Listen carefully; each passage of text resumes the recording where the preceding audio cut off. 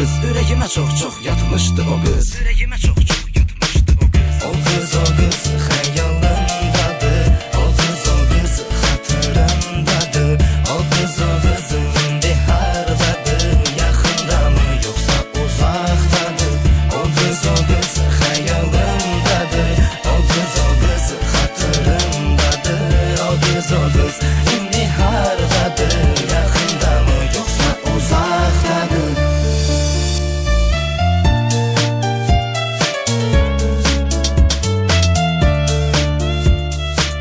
Günlər ötürü yenə də yenə görüşlər, etirazla yalançılığın öpüşlər, can titrədən intim hisslər, ah o gecələr tükənməyən nəfəslər, yada düşər onunla keçən günlər, ah necə ürəyim onu istər. O qızın xoş xasiyyəti vardı, necə mehriban zərif hisslər vardı, həm də bəzi kaprizlər vardı, küsərdi tezdəki barışardı, həyatımda necə xoş günlərdi, artıq hamısı ötən xatirələrdi.